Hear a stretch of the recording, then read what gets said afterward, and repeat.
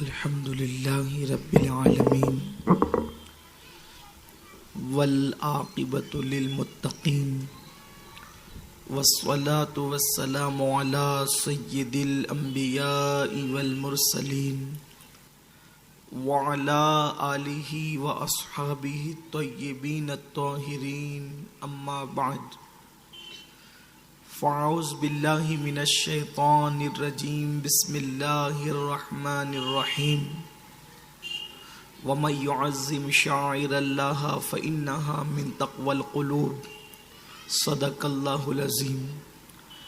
غوث اعظم بمن بے سر و ساما مدد قبلہ دین مدد کعبہ ایمان مدد انتظار کرم تست من عینی را اے خدا جو خدا بینو خدا دا مدد بگردہ بے بلا افتاد کشتی ضعیفانو شکستہ رات و پشتی بحق کے خواجہ عثمان ہارون مدد کن یا معین الدین چشتی مدد کن یا معین الدین چشتی مدد کن یا معین الدین چشتی۔ لائق ست تکریم علماء ذوی الاحترام، حاضرین محفل، پردہ نشین ماؤں اور بہنوں، السلام علیکم ورحمۃ اللہ وبرکاتہ۔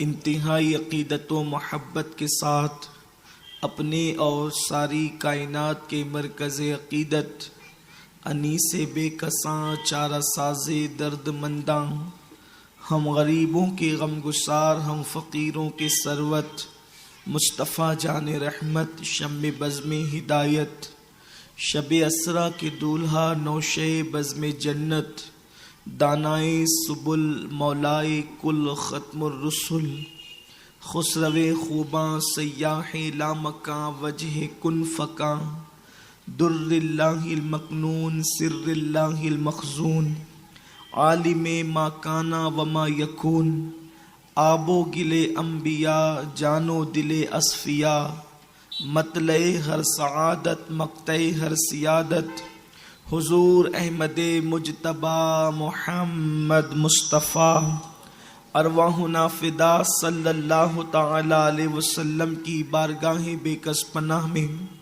جس طریقے سے میں پڑھاؤں آپ بھی میرے ساتھ مل کر باواز بلند پڑھیں۔ الصلاۃ والسلام علیک یا رسول اللہ،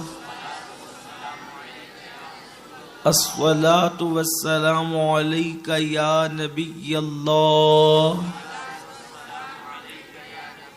الصلاۃ والسلام علیک یا حبیب اللہ، وعلی آلک و اصحابک یا نور اللہ، صلی اللہ تعالی علیہ وسلم۔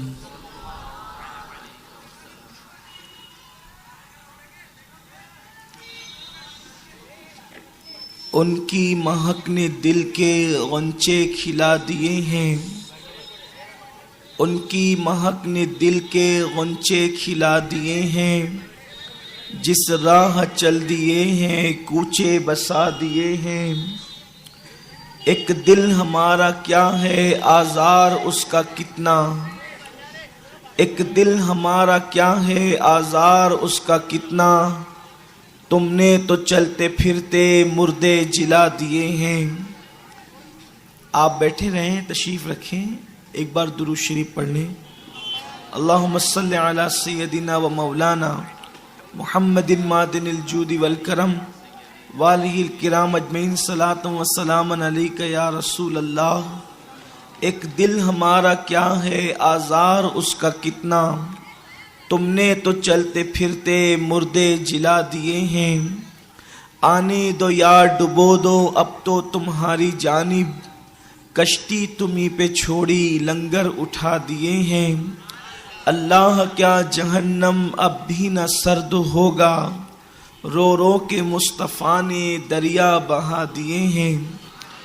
آج کی یہ محفل سنی دعوت اسلامی شاخ نندربار کے 3 روزہ جو تربیتی کیمپ آپ کے شہر میں لگا تھا، اس کے اختتام پر یہ اختتامی محفل ہے۔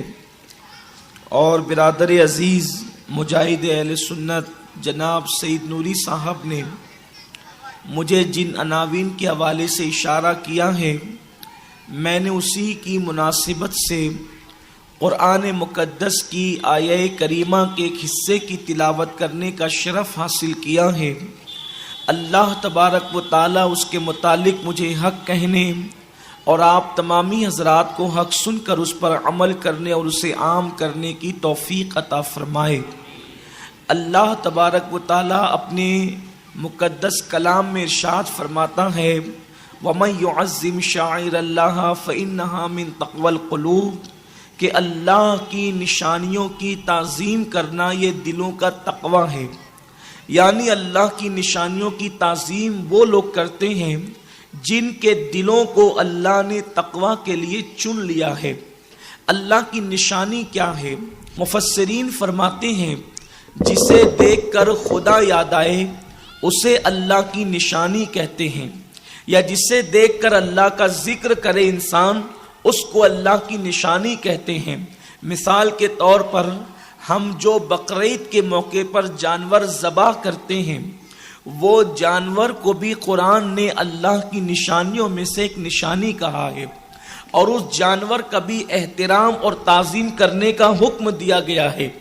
اور اس جانور کا احترام یہ ہے کہ اگر ہم نے کسی جانور کو بنیت قربانی خرید لیا یا اپنے ہی خریدے ہوئے جانور کو ہم نے قربانی کی نیت سے مخصوص کر لیا، تو اب اس جانور سے ہم ہل نہیں چلا سکتے، اس پر بیٹھ کر سواری نہیں کر سکتے، اور اگر مالدار ہے تو اس کا دودھ اگر آپ دھو لیں تو دودھ دھونے کے بعد اس دودھ کو خود استعمال نہیں کر سکتے، بلکہ کسی غریب کو صدقہ کرنا یہ ہمارے لیے لازمی ہے، اس لیے کہ وہ جانور اب معمولی جانور نہ رہا بلکہ وہ اللہ کی نشانی ہو گیا، اس لیے کہ اب اس کی قربانی کی جانے والی ہے۔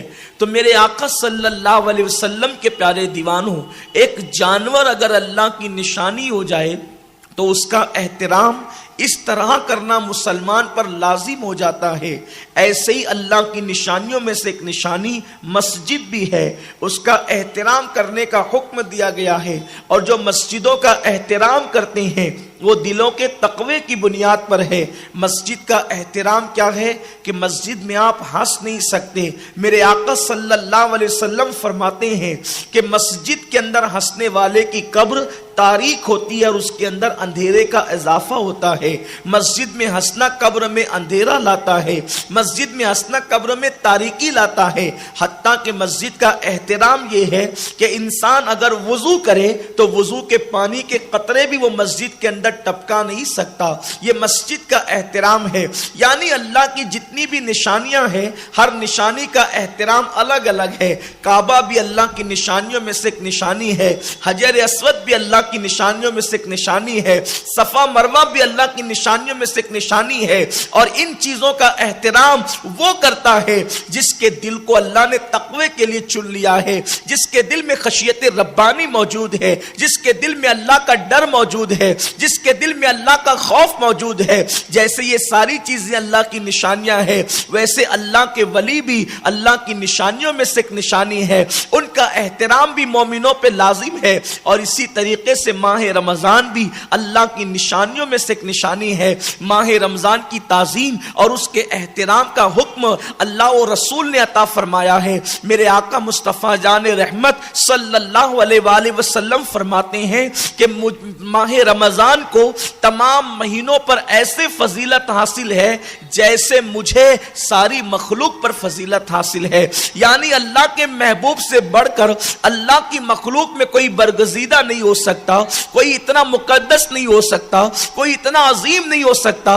سب سے عظیم ترین ذات اگر کسی کی ہے تو وہ محبوب خدا کی ذات ہے، مصطفیٰ جان رحمت صلی اللہ علیہ وسلم کی ذات ہے۔ میرے آقا صلی اللہ علیہ وسلم کے دیوانوں، مہینے تو 12 12 ہیں، لیکن ان 12 مہینوں کے اندر اللہ نے ماہ رمضان شریف کو تمام مہینوں پہ فضیلت عطا فرمائی ہے۔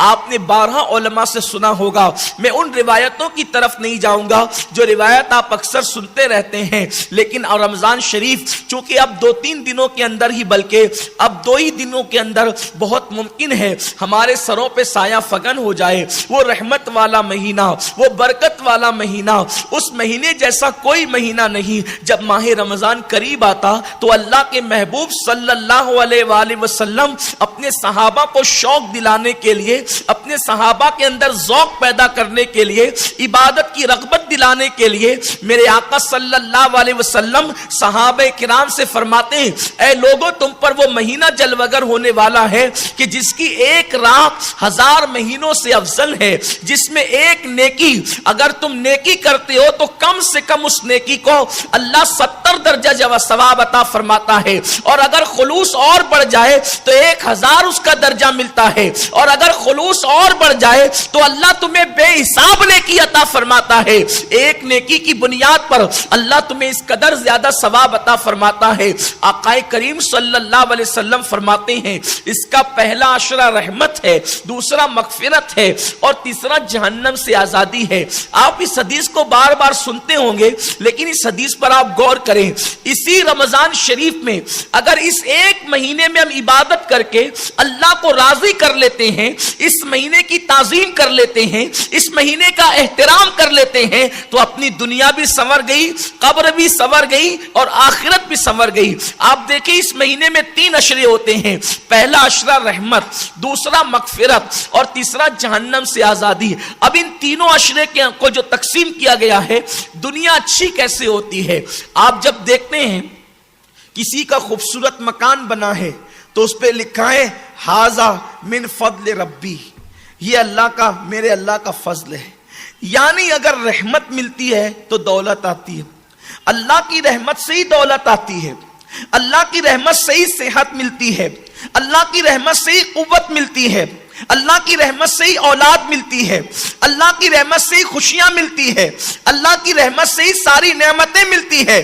آقا فرماتے ہیں اس کا پہلا عشرہ رحمت ہے، یعنی اگر تم نے پہلے عشرے میں عبادت کر کے اللہ کی رحمت کو حاصل کر لیا تو تمہاری دنیا پربہار ہو گئی، تمہاری دنیا خوشگوار ہو گئی۔ اب تم کبھی پریشان نہیں رہو گے، اب کبھی تم مصیبت زدہ نہیں رہو گے، اب تم کبھی رو گے نہیں، اب تم کبھی مصیبتوں کے اندر آہو زاری نہیں کرو گے، اس لیے کہ پہلا عشرہ رحمت ہے۔ رحمت میں رحمت مل گئی تو دنیا کامیاب ہو گئی، دنیا خوشگوار ہو گئی۔ اور پھر میرے آقا علیہ السلام فرماتے ہیں دوسرا عشرہ مغفرت ہے۔ جب کوئی مرتا ہے، انتقال کرتا ہے، ہم اس کے لیے گڑ گڑا کر مغفرت کی دعا کیوں کرتے ہیں؟ مغفرت ہوگی تو قبر کا عذاب نہیں ہوگا، مغفرت ہوگی تو قبر تنگ نہیں ہوگی، مغفرت ہوگی تو قبر میں وحشت نہیں ہوگی، مغفرت ہوگی قبر میں بے چینی نہیں ہوگی، مغفرت ہوگی قبر میں اضطراب نہیں ہوگا۔ قربان جائیں، اس کا دوسرا عشرہ مغفرت ہے، یعنی دوسرے عشرے میں عبادت کر کے اللہ کو راضی کر لیا، اللہ نے تمہاری مغفرت فرما دی، قبر جنت کے باغوں میں سے باغ بن گئی۔ رمضان شریف کی برکت سے قبر بھی سنور گئی۔ اور تیسرا عشرہ جہنم سے آزادی ہے۔ اب آخرت میں 2 ہی منزل ہے، یا تو کوئی جہنم میں جائے گا یا تو کوئی جنت میں جائے گا۔ اب آقا فرماتے کہ تیسرا عشرہ جہنم سے آزادی ہے۔ کوئی تیسرے عشرے میں عبادت کر کے اللہ کو راضی کر لے، اللہ اس کو جہنم سے آزاد کر دیتا ہے، اور جو جہنم سے آزاد ہوگا اس کا ٹھکانہ تو جنت ہی ہوگا انشاءاللہ۔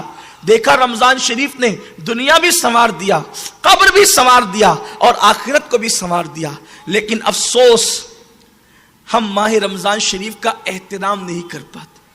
رمضان شریف کا احترام کیا ہے بھائی؟ رمضان شریف کا احترام اس کے ہاتھ تو ہے نہیں ہماری طرح کے ہاتھ چوم کے احترام کریں، اس کے گلے میں ہار ڈال کے احترام کریں۔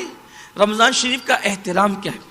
اللہ کے رسول صلی اللہ علیہ وسلم فرماتے ہیں جو ماہ رمضان شریف کا احترام کرے گا، اللہ تبارک و تعالی اس کو اتنی بڑی جنت، اللہ اپنی جنت میں اس کو اتنا بڑا محل عطا کرے گا کہ اگر سارے اولین اور آخرین، آدم علیہ السلام سے لے کے آخری انسان تک سارے اس محل کے اندر آ جائیں تو اس محل کی صرف اتنی ہی جگہ لوگ بھر سکیں گے جتنا ایک بڑے مکان کے اندر بکری کی ران رکھنے سے جگہ جاتی ہے، بس اتنی ہی جگہ جائے گی۔ آپ سوچئے وہ محل کتنا بڑا ہوگا کہ کروڑوں اربوں خربوں انسان بھی اس محل میں آ جائیں تو اتنی ہی جگہ ختم ہوگی جتنی بکرے کی ران رکھنے سے جگہ جاتی ہے۔ اور وہ محل کتنا بڑا ہوگا، اور جب ایک محل اتنا بڑا ہوگا تو اللہ کی جنت کتنی بڑی ہوگی۔ اللہ کے حبیب صلی اللہ علیہ وسلم فرماتے ہیں احترام ماہ رمضان کرنے والے کو اللہ اتنا بڑا محل عطا فرمائے گا۔ صحابہ کہتے ہیں ہم نے اللہ کے رسول سے پوچھا آقا ماہ رمضان کا احترام کیا ہے؟ تو آقا کریم فرماتے ہیں 3 چیزوں سے اس مہینے میں جو بچے گا گویا اس نے ماہ رمضان کا احترام کیا۔ پہلی چیز شراب، جس نے ماہ رمضان میں اپنے آپ کو نشے سے بچایا، شراب سے بچایا۔ آج تو لوگ اتنے بے باک ہوئے ہیں کہ رمضان المبارک کے مہینے میں بھی لوگ شراب پیتے ہیں اور نشہ کرتے ہیں۔ عام دنوں میں تو کرتے ہی کرتے ہیں، اور اب نشے کو فیشن کا نام دیا جا رہا ہے، نشہ فیشن ہوتا جا رہا ہے، اور اب لوگ شراب سے نشہ نہیں کرتے بلکہ الگ الگ نئی نئی چیزوں سے نشہ کرتے ہیں۔ نوجوانوں کو، باضابطہ نوجوانوں میں اور بالخصوص مسلم نوجوانوں کے اندر ایسے بدبخت لوگوں کو ان کا دوست بنا کر کے شامل کیا جاتا ہے تاکہ ان کو نشے کی لعنت کے اندر ڈبو دیں۔ اور مسلمانوں یاد رکھنا، نشہ وہ بدترین چیز ہے کہ انسان اگر نشے کا عادی ہو جائے تو بہت جلدی سے پھر اس کو بچایا نہیں جا سکتا۔ نشہ انسان کو بہت بدترین حالت کے اندر تباہ کرتا ہے، اور نشہ کرنے والا نہ معاش کا رہ جاتا ہے، نہ روزی کمانے کے قابل رہ جاتا ہے، نہ بچوں کی سرپرستی کرنے کے قابل رہ جاتا ہے، نہ کسی بیوی کا صحیح طور پہ حق ادا کرنے کے قابل رہ جاتا ہے۔ اور اللہ کے حبیب صلی اللہ علیہ وسلم نے تو 14.5 صدیاں پہلے نشے کی ہر چیز کو حرام قرار دیا ہے۔ یہ نہیں کہ صرف شراب حرام ہے، اللہ کے رسول فرماتے ہیں کل مسکر حرام، ہر نشہ آور چیز حرام ہے، جس سے بھی نشہ ہوگا وہ حرام ہے۔ اور آج نشے ہمارے چھوٹے چھوٹے بچے 16 17 سال کے بچے جوانی کی ابتدا میں ہمارے بچوں کو نشے کا عادی بنایا جا رہا ہے، اور نشہ عام طور پر نشہ کرنے والوں کی صحبت کی وجہ سے لوگوں کے اندر اس کے جذبات پیدا ہوتے ہیں۔ میرے آقا صلی اللہ علیہ وسلم کے دیوانوں، جو ماں باپ ہیں، ان سے میری گزارش ہے کہ اپنے بچوں پہ توجہ دیں، اپنے بچوں پہ دھیان کریں۔ ان کی صحبت کے حوالے سے بچہ کس کی صحبت میں رہتا ہے، بچہ کس کے ساتھ اٹھتا اور بیٹھتا ہے، بچہ کس کے ساتھ رات و دن گزارتا ہے، صحبت کی وجہ سے بچوں کی زندگی تباہ ہو جاتی ہے۔ اور ماں باپ کو اس وقت خبر ہوتی ہے جب ان کا بچہ ان کے ہاتھ سے نکل چکا ہوتا ہے۔ میرے آقا صلی اللہ علیہ وسلم کے پیارے دیوانوں، صحبت انسان کو سنوارتی بھی ہے، صحبت انسان کو بگاڑتی بھی ہے، صحبت انسان کو تباہ و برباد بھی کرتی ہے، صحبت انسان کو بلندی پر بھی لے جاتی ہے۔ خدا کے لیے نشہ کرنے والوں کی صحبت میں اپنے بچوں کو مت رہنے دو، اپنے بچوں کو مت رہنے دو نشہ کرنے والوں کی صحبت میں۔ آپ جانتے ہیں نشہ کرنے والا کب کیا کر لے اس کی کوئی گارنٹی نہیں ہے، نشہ کرنے والا کس قدر تباہی کے دہانے پہ پہنچ سکتا ہے اس کی کوئی گارنٹی نہیں ہے۔ میرے آقا نے نشے کو ام الخبائث قرار دیا ہے، برائیوں کی جڑ ہے نشہ۔ حضرت سیدنا عثمان غنی رضی اللہ تعالیٰ فرماتے ہیں ایک جوان ایک عورت کے قریب گیا، اس عورت نے اس کو 3 چیزوں کی جو ہے وہ طرف دعوت دی۔ پہلی چیز اس نے کہا ایک کام کر، میرے بت کو سجدہ کر۔ اس جوان نے کہا کہ بت کو سجدہ کرنا شرک ہے، اور شرک اکبر الکبائر ہے، یعنی سب سے سارے گناہوں میں سب سے بڑا گناہ ہے۔ اللہ سارے گناہوں کو معاف کرے گا لیکن شرک کو اللہ کبھی معاف نہیں کرے گا۔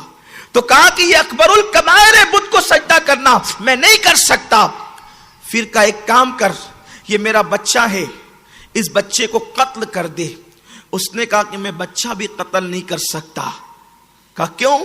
اس لیے کہ فرمایا گیا جس نے بے گناہ کو قتل کیا وہ جنت کی خوشبو سے بھی محروم رہے گا، اور جنت کی خوشبو 500 سال کے فاصلے سے آتی ہے۔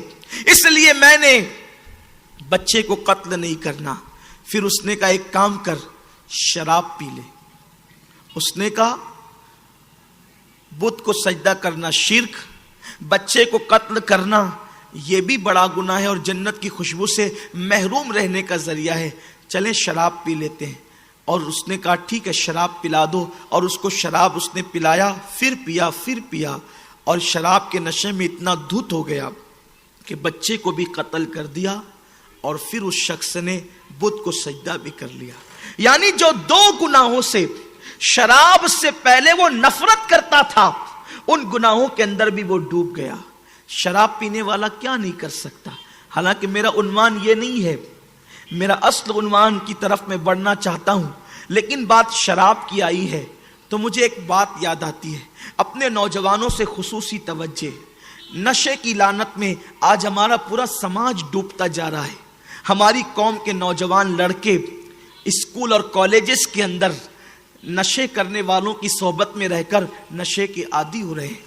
مسلمانوں, ہمارے نبی نے نشے سے اتنی نفرت سکھائی تھی, لیکن اس کے باوجود بھی لوگ نشے کے عادی ہوتے جا رہے ہیں. مجھے یہاں پر ایک واقعہ امام ابن الجوزی نے جو نقل کیا ہے نشے کی نحوست پر, اگرچہ اس واقعے کے اندر بہت سی عبرت کے سامان ہے, ایک ایک عبارت, ایک ایک چیز اس کے اندر بہت ساری عبرتوں کی دعوت دیتی ہے. امام ابن الجوزی ایک واقعہ لکھتے ہیں جس کو میں اپنے الفاظ کے جامع میں اپنے جوانوں تک پہنچا چاہتا ہوں. خدا کے لیے ذرا اس کو دل کے کانوں سے سنیں. امام ابن الجوزی فرماتے ہیں کہ حضرت سیدنا مالک ابن دینار رضی اللہ تبارک و تعالی عنہ جو ہے وہ حج کے لیے تشریف لے گئے. جب آپ حج کے لیے گئے تو آپ نے کیا دیکھا کہ لاکھوں مسلمان کعبۃ اللہ پر پروانہ وار نثار ہوتے ہیں اور کعبے کا طواف کرتے ہیں. حضرت مالک الدینار نے اس منظر کو دیکھ کر اپنے دل کے اندر ایمان کی تازگی کو اور ایمان کی حلاوت کو محسوس کیا تو آپ کا ایمان عروج پا رہا تھا. اس منظر کو دیکھ کر مالک الدینار نے اللہ کی بارگاہ میں ہاتھ اٹھا دیے اور ہاتھ اٹھا کر اللہ سے عرض کیا, اے میرے کریم, تیرے محبوب کو پردہ فرمانے ابھی زیادہ ٹائم بھی نہیں گزرا میرے اللہ, لیکن تو نے اسلام کو کتنی ترقی عطا کر دی کہ لاکھوں لاکھ لوگ کعبۃ اللہ کا طواف کے لیے ایک دوسرے پہ سبقت لے جا رہے ہیں میرے اللہ. لاکھوں کی تعداد میں مسلمان یہاں پر جمع ہے. مولا میں ایک تجھ سے دعا کرتا ہوں, میں اس بندے کو دیکھنا چاہتا ہوں جس کے صدقے میں تو نے سب کا حج قبول کیا ہے یا جس کا حج تو نے قبول کر لیا ہے, اور مولا اس بندے کو بھی میں دیکھنا چاہتا ہوں جس بندے کا حج تو نے رد کر دیا ہے, جس بندے کا حج تو نے مردود کر دیا ہے, جس بندے کا حج تو نے اس کے منہ پہ پھینک مارا ہے. اللہ اکبر. حضرت مالک الدینار یہ دعا کرنے کے بعد اپنے خیمے میں آتے ہیں اور مینا کی وادیوں میں اپنے خیمے کے اندر لیٹ جاتے ہیں. جیسے ہی آپ کی آنکھ لگتی ہے غیب سے آواز آتی ہے, اے مالک, محمد ابن ہارون نام کا ایک شخص ہے جس کے حج کو ہم نے رد کر دیا ہے, جس کے حج کو ہم نے اس کے منہ پہ پھینک مارا ہے, جس کے حج کو ہم نے مردود کر دیا ہے. جاؤ, جا کر ابن ہارون سے ملاقات کرو اور ملاقات کرنے کے بعد اس کو بتا دو کہ اللہ نے اس کے حج کو رد کر دیا.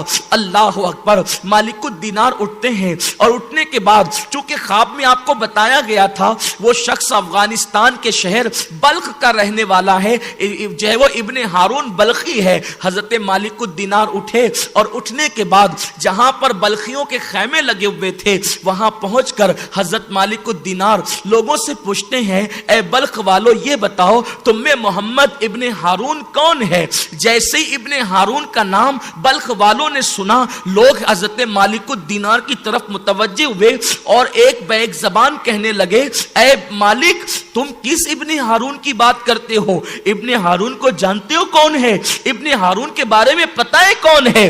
حضرت مالک الدینار نے کہا کون ہے ابن ہارون, تو بلخ والے کہتے ہیں, اے مالک الدینار, بلخ میں اس سے بڑا متقی کوئی انسان ہماری نظروں نے نہیں دیکھا, اس میں اس سے زیادہ پرہیزگار انسان ہماری نگاہوں نے نہیں دیکھا. اے مالک الدینار, ابن ہارون وہ ہے جس کو 40 سال سے کسی نے سوتے ہوئے نہ رات کو دیکھا ہے نہ دن کو دیکھا ہے, جو دن کو روزے رکھتا ہے, رات کو عبادتیں کرتا ہے, اتنا متقی متقی ہے کہ جب وہ حج کو آتا ہے تو کسی سواری پر بیٹھ کر نہیں آتا بلکہ وہ پیدل چل کر کے آتا ہے، اور وہ خیموں میں نہیں رکتا بلکہ کھلے آسمان کے نیچے رکتا ہے۔ اتنا متقی ابن ہارون۔ حضرت مالک الدینار نے سوچا جس کے لیے ایک دو انسان نہیں بلکہ پورے حاجی جس کے تقوی کی گواہی دے رہے ہوں، جس کے پرہیزگاری کی گواہی دے رہے ہوں، وہ انسان کتنا متقی ہوگا۔ لیکن مخلوق کی سنو کہ خالق کی سنو، خالق تو کہہ رہا ہے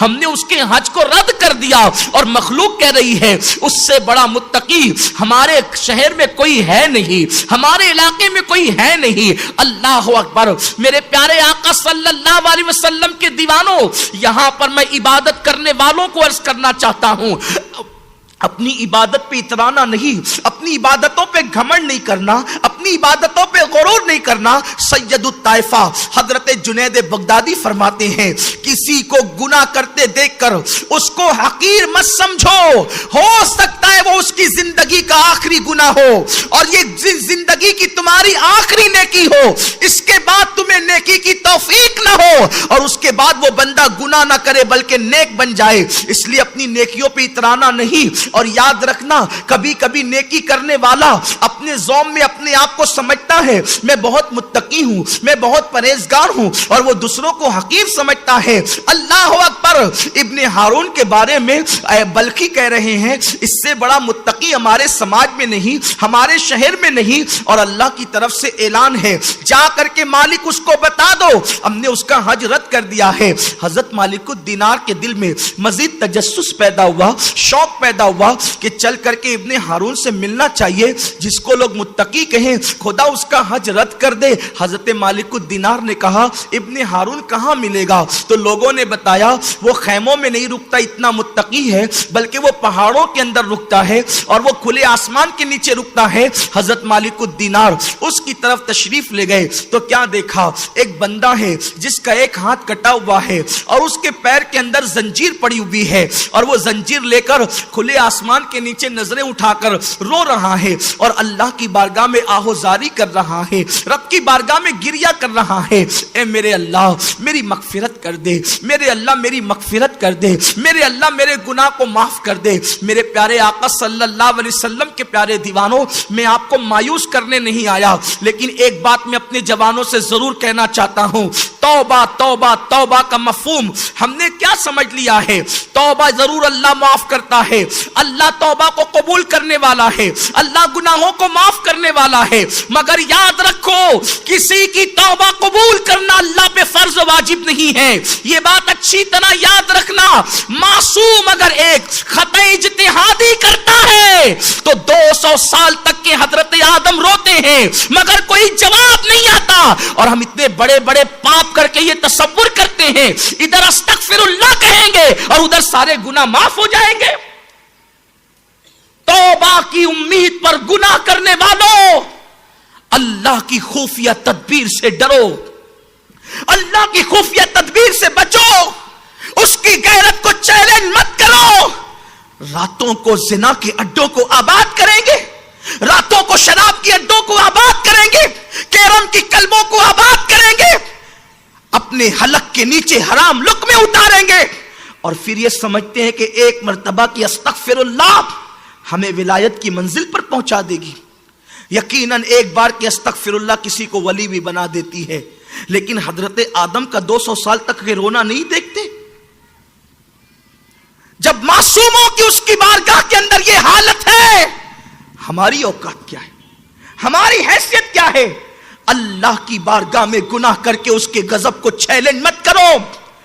وہ رب کعبہ جہاں رحمان و رحیم ہے، ستار و غفار ہے، وہیں پر وہ غیرت والا قہار و جبار بھی ہے۔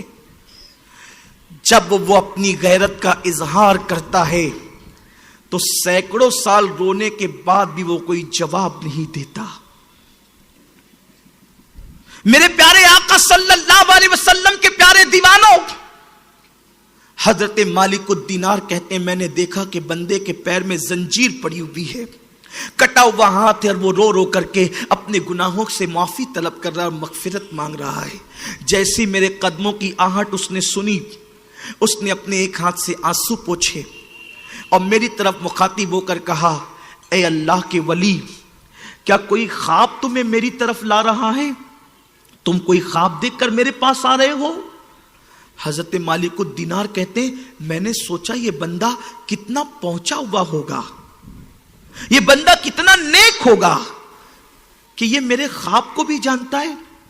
میں نے سوچا کہ میں کس منہ سے اس کو کہوں کہ اللہ نے اس کا حج رد کر دیا۔ میں 2 قدم اور بڑھا تو اس نے کہا اے اللہ کے ولی کیا آپ نے یہ خواب دیکھا ہے کہ اللہ آپ کو کہہ رہا ہے کہ میں نے ابن ہارون کا حج رد کر دیا، اور جا کر ابن ہارون کو یہ بات بتا دو کہ میں نے اس کا حج رد کر دیا۔ حضرت مالک الدینار کہتے ہیں مجھے تو اور حیرت ہوئی، یہ صرف میرا خواب ہی نہیں جانتا بلکہ میرے خواب کا مضمون بھی جانتا ہے۔ میں نے سوچا کس منہ سے اس کو کہوں کہ اللہ نے اس کا حج رد کر دیا۔ فرماتے ہیں میں یہ سوچ ہی رہا تھا کہ اس نے کہا بتاؤ اے اللہ کے ولی بتاؤ کہ اللہ نے آپ کو حکم دیا کہ اللہ نے میرا حج رد کر دیا، آپ مجھے اس بات کو بتائیں۔ حضرت مالک الدینار کہتے ہیں میں نے اس کو یہ بات بتانے کی بجائے اس سے پوچھا اے ابن ہارون میرا اللہ تو کریم ہے، وہ یوں ہی کسی پہ ظلم نہیں کرتا، وہ کسی کی عبادتیں یوں ہی رد نہیں کرتا، بتا تجھ سے آخر تیرے ساتھ یہ کیوں ہوا اور یہ بات تجھے کیسے پتا چلی کہ اللہ نے تیرے حج کو رد کر دیا؟ تو وہ کہتا ہے اے مالک الدینار یہ 1-2 سال کی آج کل کی بات نہیں بلکہ 40 سال پرانی داستان ہے۔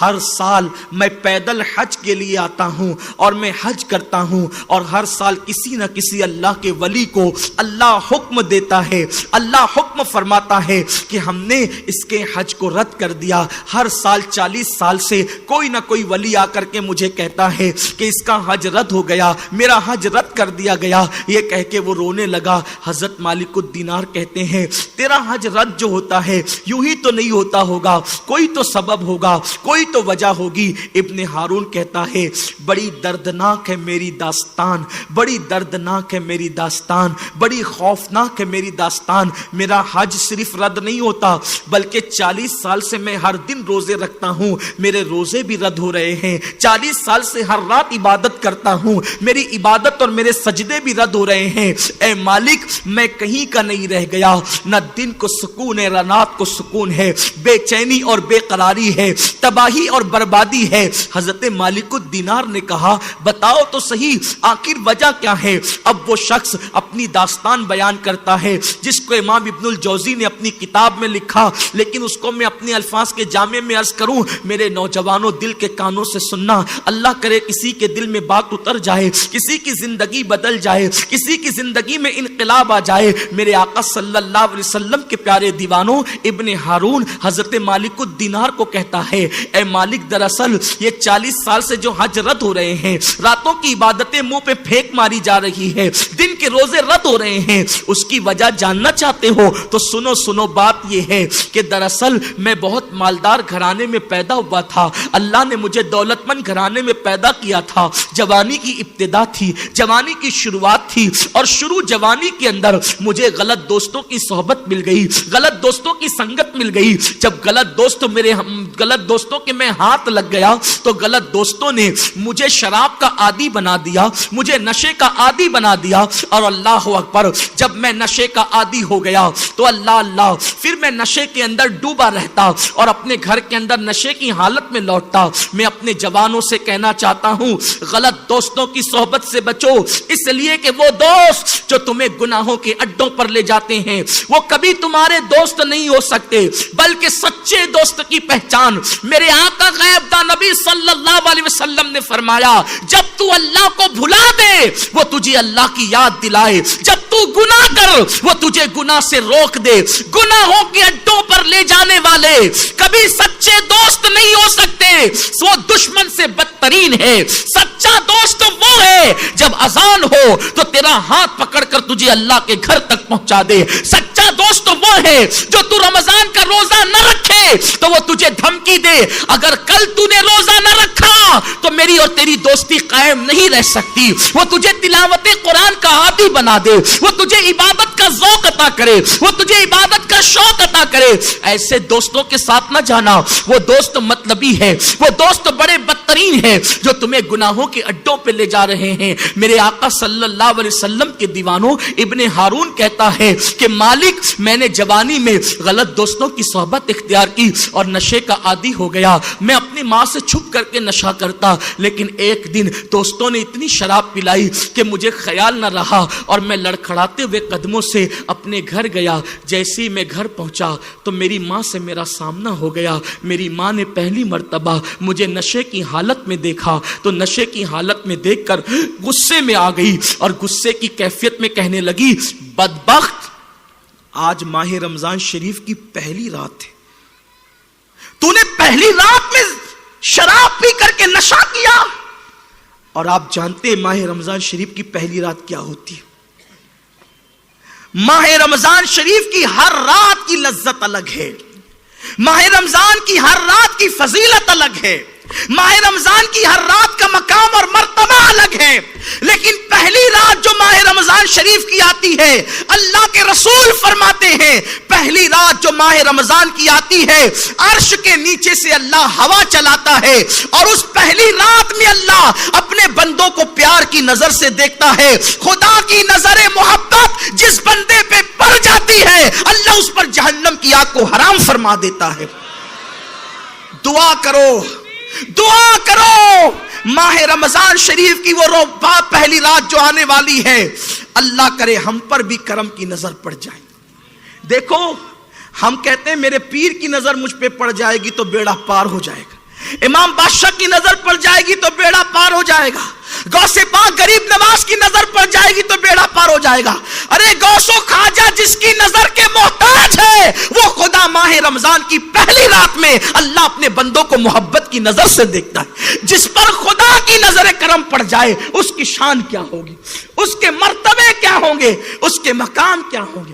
امام عبد الوہاب شعرانی فرماتے ہیں کہ ایک ولی کی نظر کتے پہ پڑ گئی, ایک ولی کی نظر کتے پہ پڑ گئی. مولوی اشرف علی تھانوی صاحب نے بھی لکھا ہے کہ ایک ولی کی نظر کتے پہ پڑ گئی تو کتا اس قابل ہو گیا, اس قابل ہو گیا کہ دور دور سے کتے اس کی زیارت کے لیے آتے تھے.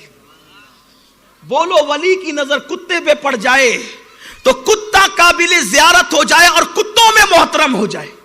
جب ولی کی نظر کی شان یہ ہے تو خدا کی نظر کی شان کیا ہوگی, میرے اللہ کی نگاہ محبت کی شان کیا ہوگی. یوں تو خدا سب کو دیکھ رہا ہے, خدا یوں تو سب کو دیکھ رہا ہے, لیکن بات ہے وہ جسے پیار سے دیکھ لے. بھئی دیکھنے کی بات نہیں ہوتی, آپ جانتے ہیں دیکھنے کے مزاج بھی الگ الگ ہوتے. دیکھنا کمال نہیں ہے, پیار سے دیکھنے کی بات ہے. ہمارا دیکھنا کمال نہیں ہے, پیار سے دیکھنے کی بات ہے. نہیں دیکھتے آپ کسی بچے کو اسکول دیر سے ہے تو ٹیچر گھور کے دیکھتا ہے, دیکھ تو ٹیچر رہا ہے نا, لیکن بچہ تھر تھر کانپ رہا ہے. اور کیوں کانپ رہا ہے؟ دیکھنے کی فضیلت تھوڑی ہے, دیکھنے کی فضیلت تھوڑی ہے, پیار سے دیکھنے کی فضیلت. یہ خاص بات ہے, یہ خاص بات ہے. بچہ دیر سے آیا اسکول تو ٹیچر نے گھور کے دیکھا, دیکھنے پہ بچہ ڈر گیا. بچہ اسکول نہ گیا, ماں باپ نے گھور کے دیکھا, بچہ ڈر گیا. لیکن کوئی اچھا کام کر کے پیار سے دیکھا تو, اور خدا پیار سے کب دیکھتا ہے؟ یہ تو انسانوں کی مثال دی, اب بلا تمثیل اللہ پیار سے کب دیکھتا ہے؟ رمضان شریف کی پہلی رات میں پیار سے دیکھتا ہے. اور جس پہ پیار کی نظر پڑ جائے اس کو جہنم کی آگ نہیں چھوتی. اور پھر مزید پیار سے کب دیکھتا ہے؟ پھر وہاں رمضان کی قید نہیں ہے, جب جاؤ گے تب پیار سے دیکھے گا. اللہ فرماتا ہے وَلَوْ أَنَّهُمْ إِذْ ظَلَمُوا أَنفُسَهُمْ جَاءُوكَ فَاسْتَغْفَرُوا اللَّهَ وَاسْتَغْفَرَ لَهُمُ الرَّسُولُ لَوَجَدُوا اللَّهَ تَوَّابًا رَحِيمًا. اے محبوب, اگر یہ اپنی جانوں پہ ظلم کریں, گناہ کریں, اور آپ کی بارگاہ میں آپ کو سفارشی بنانے کے لیے آپ کی بارگاہ میں پہنچ کر توبہ کریں اور آپ ان کی سفارش کر دے, تو یہ ضرور پا لیں گے اللہ کو، یہ ضرور پا لیں گے اللہ کو، بہت توبہ کا قبول کرنے والا اور بہت رحم کرنے والا۔ لوگ کہتے ہیں اللہ تو مسجدوں میں بھی ملتا ہے، اللہ تو کعبے میں بھی ملتا ہے، اللہ تو گھروں میں بھی ملتا ہے، پھر کیا ضرورت ہے رسول کی چوکھٹ کی؟ ارے ملتا ہر جگہ ہے، لیکن صفت قہاری سے ملے گا تو تجھے تباہ کر دے گا۔ وہ تو ملا تھا فرعون کو بھی نا، لیکن ڈبا دیا دریا میں۔ وہ تو ملا نمرود کو بھی، وہ کس کو نہیں ملتا؟ وہ تو سب کو ملتا ہے۔ لوگ کہتے ہیں عمل کے بعد بھی نبی نبی کیوں کرتے ہو؟ نبی کی ضرورت کیا ہے؟ خدا بتا رہا ہے نبی کی ضرورت کیا ہے۔ وہ تو ملتا سب کو ہے، وہ تو ملتا سب کو ہے، لیکن کسی کو قہاری کی صفت کے ساتھ ملا، کسی کو جباری کی صفت کے ساتھ ملا۔ ہم اس کا قہار ہونا اور جبار ہونا کیسے برداشت کر سکتے ہیں؟ ارے جو سورج کی قہاریت کو برداشت نہ کر سکے وہ خدا کی قہاریت کو کیسے برداشت کر سکتا ہے؟ خدا ملے ضرور، لیکن صفت توابی اور صفت رحیمی کے ساتھ ملے، اور وہ کہاں ہے؟ وہ در مصطفیٰ پر ہے، وہ در مصطفیٰ پر ہے۔ اب پتا چلا، لوگ کہتے ہیں یار یہ سنی مدینے جانے کی بات کیوں کرتے؟ اس لیے کرتے ہیں کہ خدا تو ہر جگہ ملتا ہے۔ فسما وجہ اللہ، جدھر رخ کرو تم اس کا جلوہ دیکھو گے۔ لیکن ہمارے جرائم اتنے ہیں کہ اگر غضب کی نظر سے دیکھ لے تو کہا کہ جرائم بھی ہے، گناہ بھی ہے، پاپ بھی ہے، کوئی ایسی جگہ بھی ہے، کوئی ایسی جگہ بھی ہے کہ وہاں پھر غضب کی صفت کے بعد اور بندے کے گنہگار ہونے کے بعد بھی وہ پیار سے دیکھتا ہے۔ بلا تمثیل ایک مثال سمجھانا چاہتا۔ دو دشمن ہیں، گھوڑا پیر چوک پر ملے، ایک دوسرے کو گھور کے دیکھا، قریش محلے میں ملے، ایک دوسرے کو گھور کے دیکھا، لیکن پیر و مرشد آ گئے اور پیر و مرشد کے سامنے دونوں دو زانو ہو کر کے بیٹھ گئے۔ اب ہزار دشمنی کے باوجود ایک دوسرے کو گھورتے نہیں، کیوں؟ پیر کی محبت مجبور کرتی ہے کہ یہ لڑنے کی جگہ نہیں، یہ صلح کی جگہ ہے۔ کیوں؟ پیر اس کا بھی محبوب ہے اور اس کا بھی محبوب ہے۔ محبوب کی چوکھٹ پر دشمن بھی آ کر ایک دوسرے کو دشمنی مٹا دیتے ہیں اور پیار کی نظر سے دیکھتے ہیں، یہاں نہیں لڑنا۔ بلا تمثیل، ہزار بار بلا تمثیل، ملانے کو نہیں سمجھانے کو میں نے کہا۔ اللہ تو کہیں بھی ملے گا، قہار کی نظر اور غضب کی نظر ڈال دے تو کیا بنے گا؟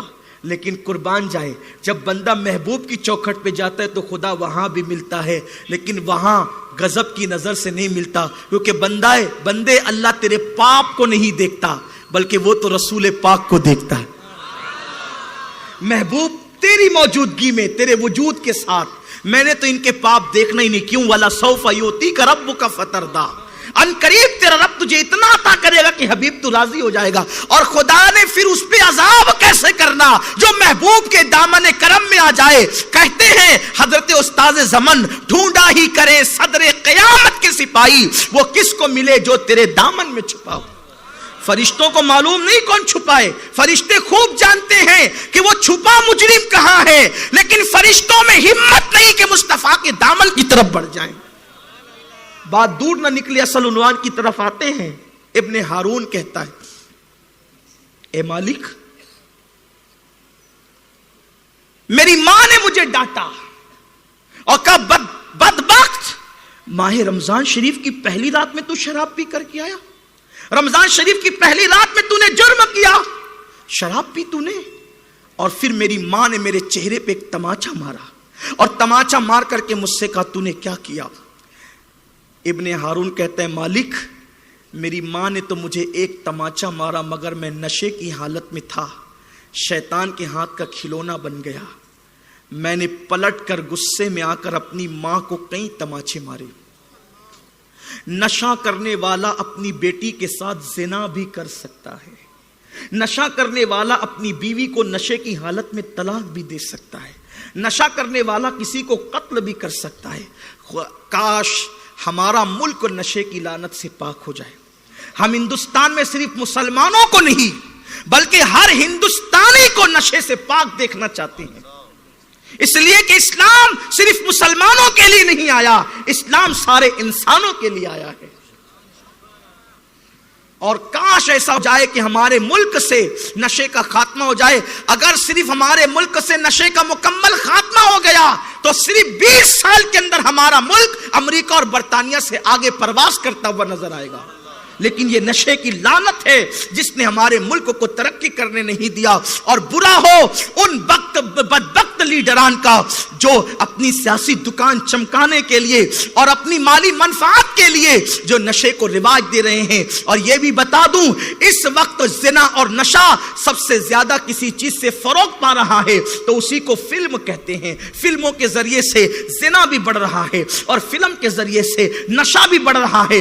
اگر فلموں سے نشے کو نکال دیا جائے, فلموں سے زنا کو نکال دیا جائے تو بہت حد تک کہ ہم نشے اور زنا پہ کنٹرول کر سکتے ہیں. لیکن ایسا نہیں ہوگا, اس لیے کہ کچھ لوگ اپنے ذاتی مفاد کے لیے اس ہندوستان کو جو ہے وہ چوہے کی طرح یا جو ہے وہ جانوروں کی طرح یا گھن کی طرح کھاتے ہوئے نظر آ رہے ہیں اور ملک کو تباہ کر رہے ہیں. کاش اسلام کے اس قانون پر عمل ہو جائے کہ کل مسکرین حرام, ہر نشہ آور چیز حرام ہے.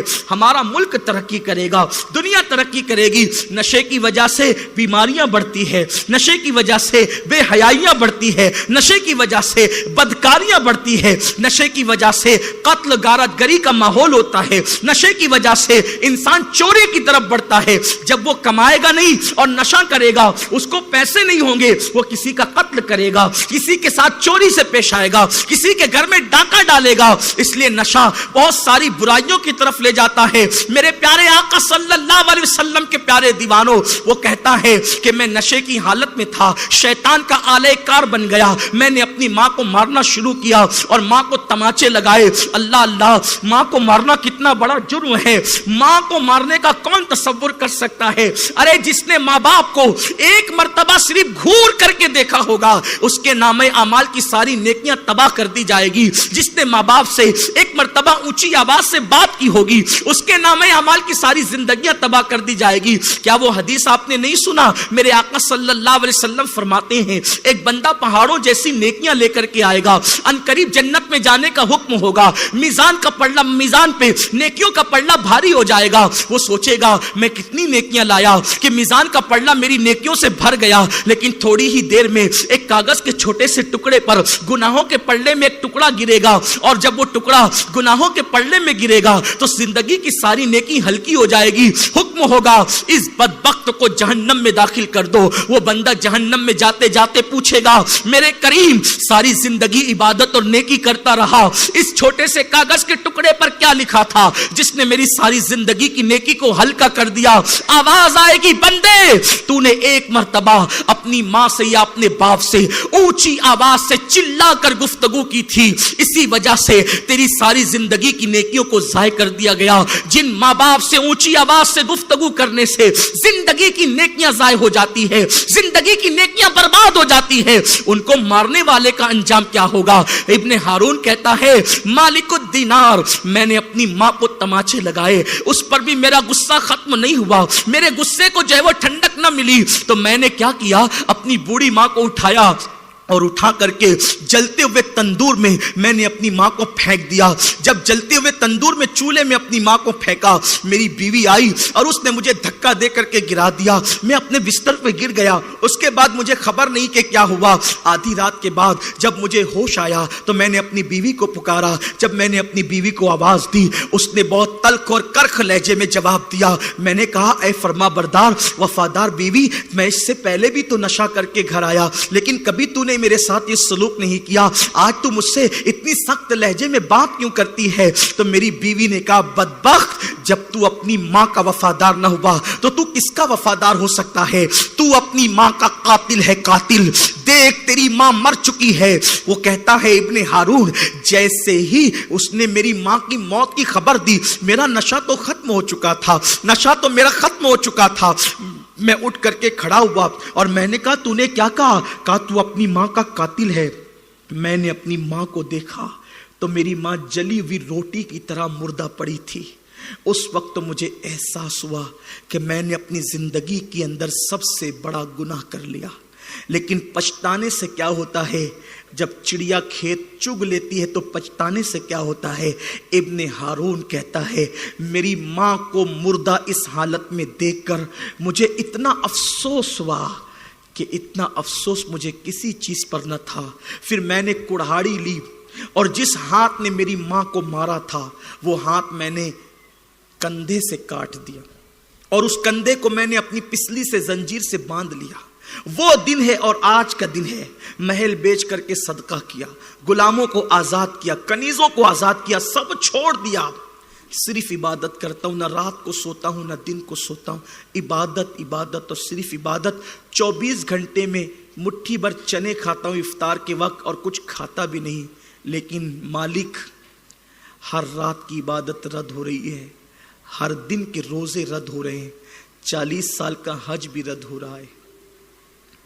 حضرت مالک الدینار نے سنا, سننے کے بعد کہا بدبخت, اللہ تجھے کبھی معاف نہ کرے.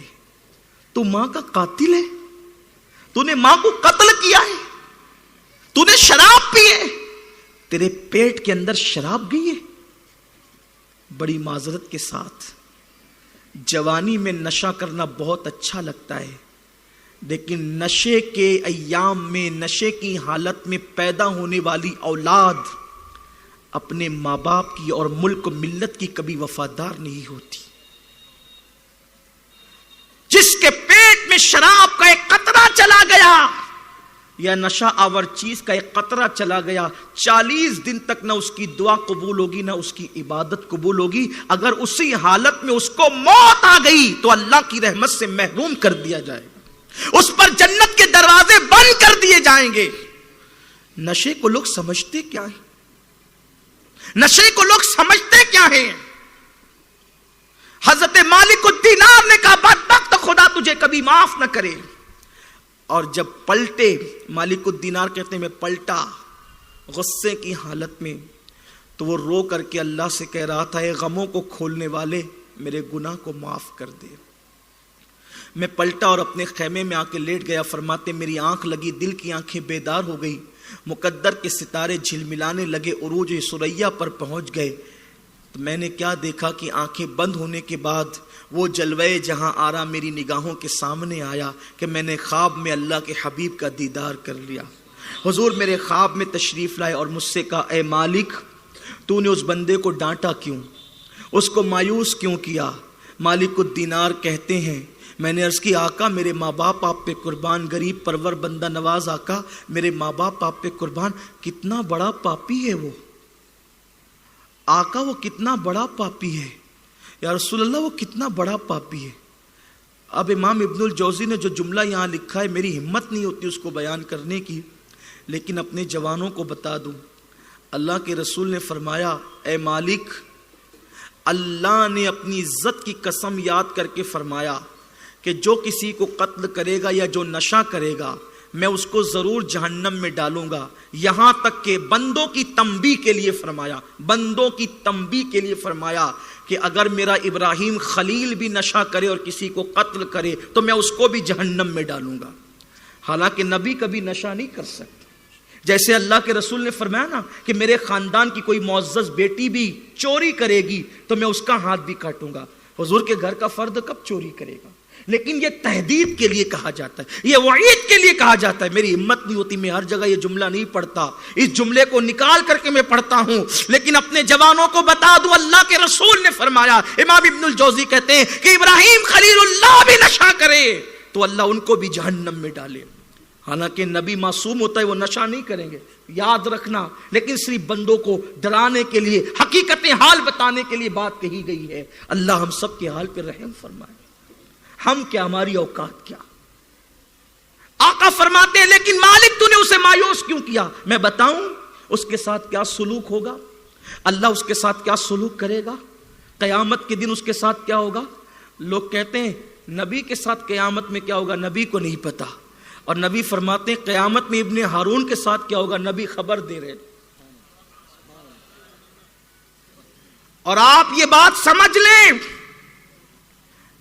بے باک اور بے ادب ہے وہ لوگ جو نبی کے بارے میں اس طرح کی باتیں کرتے ہیں. اور میں یہ بات بھی آپ کو یہ بات کہنا چاہتا ہوں اور آپ کے ایمان کے تحفظ کے لیے، ارے جب ماں باپ کے ساتھ بے ادبی کرنے والا 1000 کلمے پڑھ کے اور نمازیں پڑھ کے اور حج کر کے جب جنت میں نہیں جا سکتا، تو نبی کی بے ادبی کرنے والے کے جنت کے دروازے کب کھل سکتے ہیں؟ بے ادب کے لیے کبھی جنت کے دروازے کھل نہیں سکتے، اس لیے بے ادبی نبی کی کرنا چھوڑ دی جائے۔ یہ امت اگر اپنے آپ کو تباہی سے بچانا چاہتی ہے تو نبی کے لیے جب بھی زبان کھولو ہمیشہ تعریف کے لیے، توہین کے لیے نہیں۔ اللہ نے یہ زبان محبوب کی تعظیم کے لیے دی ہے۔ اعلیٰ حضرت سے پیار اسی لیے ہے کہ وہ جب بھی زبان کھولتے ہیں تو پیار کی بات کرتے، کہتے دہن میں زبان تمہارے لیے، بدن میں ہے جان تمہارے لیے، ہم آئے یہاں تمہارے لیے، اٹھے بھی وہاں تمہارے لیے۔ آقا فرماتے ہیں بتاؤں ابن ہارون کے ساتھ قیامت میں کیا ہوگا؟ عرض کی حضور بتائیں کیا ہوگا؟ آقا فرماتے ہیں قیامت کے دن اللہ کی عدالت میں ابن ہارون کو اور اس کی امی کو پیش کیا جائے گا۔ اللہ فیصلہ کرے گا اس کو جہنم میں ڈالو۔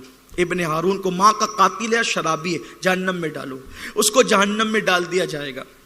3 دن تک وہ جہنم میں جلے گا۔ کتنے دن؟ 3 دن۔ یہ 3 دن کتنے ہیں پتہ ہے؟ 50,000 سال کا ایک دن، ایسے 3 دن۔ 3 دن تک وہ جہنم میں جلے گا، یعنی کتنا؟ 1.5 لاکھ سال تک کہ وہ جہنم میں جلے گا۔ 50,000 سال کا ایک دن، اس طرح 3 دن وہ جہنم میں جلے گا اور اس کی ماں جنت میں ہوگی۔ لیکن واہ رے ماں کی ممتا، اللہ کے رسول فرماتے ہیں اس کی ماں جنت میں ہوگی اور جنت میں اس کی ماں کو ابن ہارون کی یاد آئے گی۔ اس کی ماں اللہ سے کہے گی میرے اللہ میرا بیٹا ابن ہارون کہاں ہے؟ اللہ فرمائے گا اس نے تجھے قتل کیا تھا اس لیے وہ جہنم میں ہے۔ ابن ہارون کی ماں کہے گی مولا کیا اس کو تو معاف نہیں کر سکتا؟ یہ ماں کی ممتا ہے۔ کس کے لیے؟ قاتل بیٹے کے لیے، جلانے والے بیٹے کے لیے، تماچے مارنے والے بیٹے کے لیے جنت میں یہ ماں کی ممتا ہے۔ بولو جب بے وفا کے لیے ماں کی ممتا کا یہ حال ہے تو وفادار اولاد کے لیے ماں کی ممتا کی شان کیا ہوگی؟ آقا کریم فرماتے ہیں اس کی ماں کہے گی اللہ تو اسے معاف نہیں کر سکتا؟ ارشاد ہوگا بالکل کر سکتا ہوں، شرط ہے تو معاف کر دے تو میں بھی معاف کر دوں۔ اس کی ماں کہے گی مولا میں نے اپنے بیٹے کو معاف کر دیا۔ اللہ فرمائے گا تو میں نے بھی معاف کر دیا۔ ابن ہارون کو جہنم سے نکالا جائے گا، اس کا ہاتھ اس کی ماں کے ہاتھ میں رکھا جائے گا اور اللہ فرمائے گا جہاں چاہتی ہے وہاں اپنے بیٹے کو لے کر چلی جائے۔ تو آقا کریم فرماتے ہیں وہ جنت کا اتنا بڑا محل اس کو ملے گا جو ماہ رمضان کی تعظیم کرے گا۔ اور تعظیم کے لیے پہلی چیز جو نشہ چھوڑ دے، ایک۔ دوسری چیز جو ماہ رمضان میں جھوٹ چھوڑ، اس کے لیے بھی وہ محل ہے۔ ماہ رمضان کی تعظیم یہ ہے اس میں اندر جھوٹ نہ کوئی بولے، کسی پہ بہتان نہ لگائے، حرام لقمہ پیٹ کے اندر نہ اتارے۔ حضرت ام ہانی فرماتی ہیں، یہ ام ہانی وہی ہے جن کے گھر سے حضور معراج پہ گئے تھے۔ ام ہانی فرماتی میں نے رسول اللہ سے سنا، اللہ کے رسول سے سنا، آقا نے فرمایا میری امت اس وقت تک ذلیل و رسوا نہیں ہوگی جب تک وہ ماہ رمضان کا احترام کرتی رہے گی۔ میری امت کو کوئی ذلیل نہیں کر سکے گا اس وقت تک جب تک میری امت ماہ رمضان شریف کا احترام کرے گی، اور جب میری امت ماہ رمضان شریف کا احترام کرنا چھوڑ دے گی اس وقت میری امت کو ذلیل و رسوا کیا جائے گا۔ صحابہ کرام نے عرض کی آقا امت ماہ رمضان شریف کا احترام کیسے چھوڑ دے گی؟ تو فرمایا جو ماہ رمضان میں میری امت گناہ کبیرہ کرے گی سمجھ لینا کہ انہوں نے رمضان کے حق کو ضائع کر دیا، اور جو رمضان شریف کے حق کو ضائع کرے گا اللہ تبارک و تعالیٰ ان کو ذلیل و رسوا کر دے گا۔ ملک شام پہ آنسو بہانے والے، یمن کے جلنے والے گھروں پر ماتم کرنے والے، کشمیر اور ہندوستان میں مسلمانوں کے دبانے کے حوالے سے بڑی بڑی باتیں کرنے والے، تم کبھی ذلیل نہ ہوتے اگر تم ماہ رمضان کا احترام کرتے۔ ماہ رمضان میں یوٹیوب پر زنا کے مناظر ہم دیکھیں، ماہ رمضان میں گٹکا چباتے ہوئے گلی میں تھوکتے ہوئے ہم پھریں، ماہ رمضان میں چھپ چھپ کر ہم کھائیں۔ ارے چھپ چھپ کر کھانے والے تو سب سے چھپ کے کھا سکتا ہے، کیا تو رب سے بھی چھپ سکتا ہے؟ روزے کی حالت میں جھوٹ بولنے والے، روزے کی حالت میں لوگوں کو فریب اور دغا دینے والے، روزے کی حالت میں لوگوں پہ الزام لگانے والے، ماہ رمضان شریف میں کم آواز کر کے فلم دیکھنے والے، کیا تجھے خدا نہیں دیکھ رہا ہے؟ یہ امت کیوں ذلیل ہو رہی ہے؟ امت ذلیل ہونے نہیں آئی، خدا نے تو محبوب کے صدقے اس امت کو اتنی عزت دی کہ ہر امت کو پکارا تو الگ الگ لہجے سے پکارا. کسی کو قوم لوط کہہ کر پکارا، کسی کو قوم سمود کہہ کر پکارا، کسی کو قوم عاد کہہ کے پکارا، کسی کو بنی اسرائیل کہہ کے پکارا. لیکن جب محبوب کی امت کی بات آئی تو یہ نہیں کہا محبوب کی مومن امت کو، یہ نہیں کہا آدم کے بیٹوں، نوح کے بیٹوں، بلکہ جب محبوب کی امت کی بات آئی تو اتنا حسین لقب دیا. قرآن میں کم و بیش 82 مرتبہ کہا یا ایھا الذین آمنو، اے ایمان والو. اس سے بڑا لقب دنیا میں ہمارے لیے کوئی نہیں ہو سکتا. کوئی محدث ہے اور اگر مومن نہیں ہے تو، کوئی مفتی اور اگر مومن نہیں ہے تو، کوئی حافظ قرآن ہے اور مومن نہیں ہے تو، کوئی خطیب ہے اور مومن نہیں ہے تو، ارے نبی کا بیٹا ہے اور مومن نہیں ہے تو قرآن کہتا ہے وہ بھی جہنم میں جائے گا. لیکن واہ رے مولا تیری عظمتوں پہ قربان، محبوب کی نالین کے صدقے امت کو اعزاز کیا عطا کیا کہ محبوب کی امت کو یا ایھا الذین آمنو کا لقب عطا کیا. ارے بتاؤ، جب خدا جس کو ایمان کا سرٹیفکیٹ عطا کر دے، ایمان کی سند عطا کر دے، وہ قوم جہنم میں کیسے جائے گی؟ خدا جسے ایمان والا کہے، کس کی وجہ سے؟ حبیب کی وجہ سے. لیکن اور ایک بات آپ کو بتاؤں، ایمان والے کا مطلب کیا ہے؟ یا ایھا الذین آمنو، ایمان والو. ایمان کہتے ہیں حضور کو، ایمان کہتے ہیں حضور کو. یہ صرف میں نہیں کہہ رہا ہوں، جرمنی اور برطانیہ کی خاک چھاننے والے قلندر لاہوری اقبال نے بھی کہا بمصطفیٰ برساں خیش راں کے دی ہم اوست، اگر بؤ نہ رسیدی تمام بولہ بیست. پورا کے پورا دین محمد عربی کا نام ہے. ایمان کسے کہتے ہیں؟ حضور کو کہتے ہیں. حضور ایمان ہے، حضور ایمان ہے، حضور دین ہے، حضور دین ہے، حضور ایمان ہے. اور میرے امام کی تو بات ہی الگ ہے. کہتے ہیں اللہ کی سرتا بقدم شان ہے. یہ سرتا بقدم، سر کے بالوں کی نوک سے لے کے پیر کے ناخن تک میرا نبی اللہ کی شان ہے. اللہ کی سرتا بقدم شان ہے. یہ انسان ہی انسان، وہ انسان ہے. یہ قرآن تو ایمان بتاتا ہے انہیں، اور ایمان یہ کہتا ہے میری جان ہے. یہ اب حضور صرف ایمان نہیں بلکہ ایمان کی جان ہے. اور اللہ کیا کہہ رہا ہے؟ ایمان والو، یعنی اے میرے محبوب کے غلاموں، اے نبی والو، اے رسول والو، اے محمد والو، اے محبوب والو. پتا چلا جو نبی والا ہے وہی ایمان والا ہے، اور جو نبی والا نہیں وہ ایمان والا نہیں. اسی لیے بریلی سے آواز آئی انہیں جانا انہیں مانا، نہ رکھا غیر سے کام، للہ الحمد میں دنیا سے مسلمان گیا. آپ تو سمجھ رہے کہ میں قرآن پڑھ کے یا ایھا الذین آمنو کے زمرے میں ہوں. یقیناً قرآن اسی وقت کام آئے گا جب نبی والا ہوگا، ورنہ لا الہ الا اللہ تو آج اور بھی قومیں پڑھتی ہے دنیا کے اندر. تو سوچو اللہ نے کیسے لقب سے یاد کیا. اور آقا فرماتے جب تک احترام ماہ رمضان، کیا احترام تھا. لوگ کہتے ہیں پہلے کے لوگ جاہل تھے. میں کہتا ہوں اللہ کرے ایسے جاہل آج ہم بھی ہو جائیں. لوگ کیا کہتے ہیں؟ پہلے کے لوگ جاہل تھے. میں کہتا ہوں کاش ان جیسے جاہل ہم بھی ہو جائیں. وہ پہلے کے لوگ جاہل کیسے تھے پتہ ہے؟ جب اذان ہوتی تھی تو وہ ٹی وی بند کر دیتے. جو ٹی وی دیکھتے تھے وہ برا ہی تھا، لیکن کم سے کم بند تو کر دے. آپ تو پڑھے لکھے ہیں جناب، اب تو اذان پہ آپ ٹی وی بند نہیں کرتے. کرکٹ کا شاٹ نہیں چھوٹنا چاہیے، فلم کا ڈائلاگ نہیں چھوٹنا چاہیے، اذان چھوٹ جائے. اور اذان کی اہمیت کیا ہے آپ کے پاس؟ اذان کی قدر کیا ہے؟ اللہ کے رسول فرماتے جو اذان سن کر دنیا کی بات کرے، جب وہ مرے گا تو اس کے منہ پہ کلمہ جاری نہیں ہوگا. جو اذان سن کر دنیا کی بات کرے مرتے وقت اس کی زبان پہ کلمہ نہیں آئے گا. جو اذان کے وقت فلم کے ڈائلاگ دیکھ رہا ہو، ہیرو ہیروئن کو ننگا ناچتے دیکھ رہا ہو، اس کے منہ پہ کلمہ کیسے آئے گا؟ سب دنیا میں رہے گا. دنیا میں کتنے دن تک کے رہو گے؟ دنیا میں کب تک کے عیش کرو گے؟ دنیا میں کب تک دندناتے پھرو گے؟ موت کی تلوار سر پہ لٹک رہی ہے. اپنے باپ داداؤں کو قبر میں سلانے والوں، ایک دن ہمیں بھی لوگ اپنے کندھوں پہ اٹھا اٹھا کے قبر میں ڈال دیں گے. آخر یہ عیاشیاں کب تک, یہ گناہ کب تک, یہ پاپ کب تک؟ جب تک کہ روح کا رشتہ تمہارے جسم سے جڑا ہوا ہے اس وقت تک گناہ کرو گے نا. ایک دن تو قبر میں جانا ہے, ایک دن تو زمین کے اندر جانا ہے, اس کی تیاری کب کرو گے؟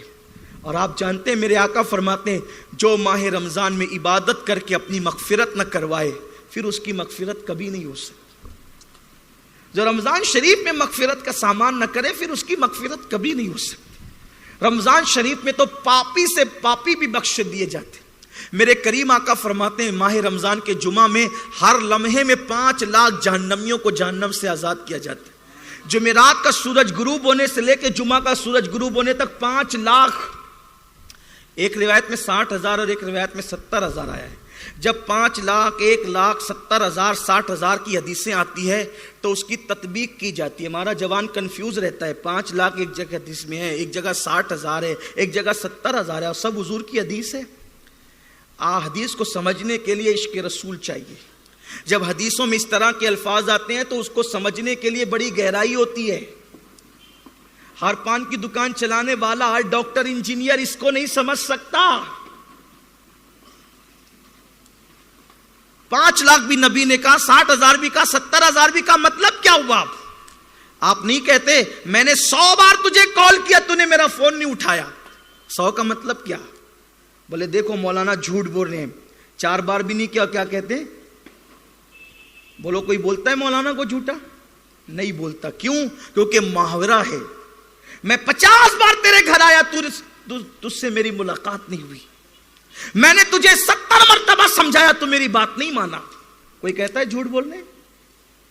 امین القادری کی 50 تقریر ہو گئی نندربار میں, 50 ہو گئی. کوئی بولتا ہے جھوٹ بول رہے؟ نہیں, سب سچا مانتے ہیں. تو ایک محاورہ ہوتا ہے. مطلب کیا؟ 100 بار فون کیا مطلب بار بار فون کیا, کثرت سے فون کیا. 50 تقریر ہو گئی مطلب بہت تقریریں ہوئی. یہ زیادتی بتانے کے لیے.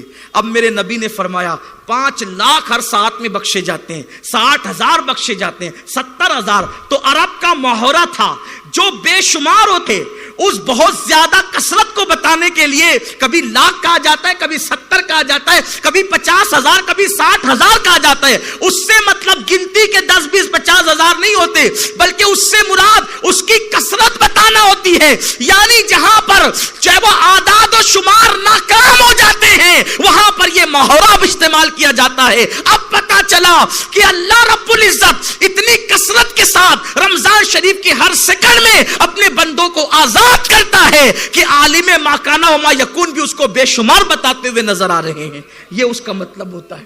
اب بتائیں کون بچتا ہے؟